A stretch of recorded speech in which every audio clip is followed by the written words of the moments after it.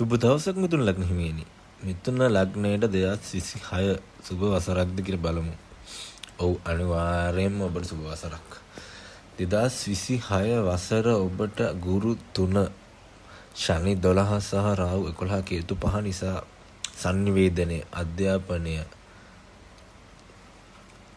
ඔබට තව රැකියාවේ වර්ධනය සක්‍රිය වෙන වසරක්. පරණ අතීත කර්ම සෙටල් කරගන්න අවස්ථාවක් තියෙනවා. ඔබට ඒ සඳහා යොමු වෙලා පින්දහම් කරගන්න ඔබට වාසනාවන්ත වසරක් මේ වසර ලබා දෙන අවස්ථාව අනිවාර්යයෙන්ම. ඔබට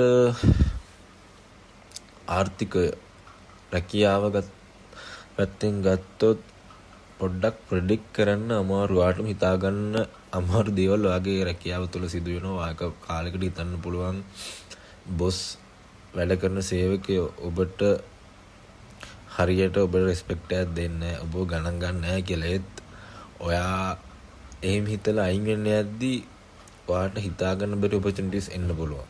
නැත්තම් ඔබට ඒ වගේ තත්ත්වයක් තියෙනවා නම් ඔබට එළියේ වෙන ආයතනයකින් හොඳ ඔපචුනිටි එකක්, හොඳ ප්‍රොමෝෂන් එකක් එක්ක ඔබට ඔබේ ඉන්කම් වැඩි වෙලා ඉන්න පුළුවන්. අනිවාර්යයෙන්ම ඔබේ අවස්ථාව ලබා ගන්න, ඔබට ඒ අවස්ථාවන් සාක්ෂාත් කරගන්න අනිවාර්යයෙන් මේ මාස කිහිපෙ උදව් කරනවා.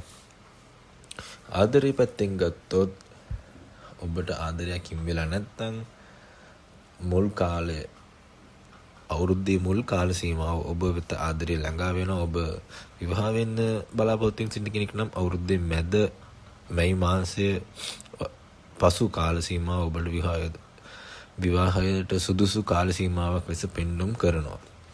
රැකියා අවස්ථා ලෙස ගත්තොත් තව ඔබට විදේශ රැකියා හිමිවීමේ වාග්යකුත් මේ වසර තුල යොමු වෙලා තියෙනවා. ඔබට අවුරුද්දක් හරි යන්න උත්සාහ කළා යන්න හම්බුනේ නැත්නම් මේ අවුරුද්දේ අප්‍රේල් සිට ඔබ උත්සාහ කළා බලන්න.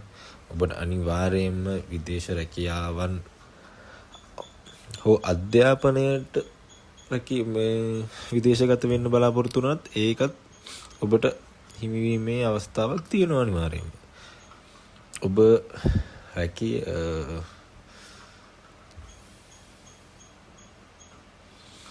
සෞඛ්‍ය ලෙස ගත්තොත් ඔබ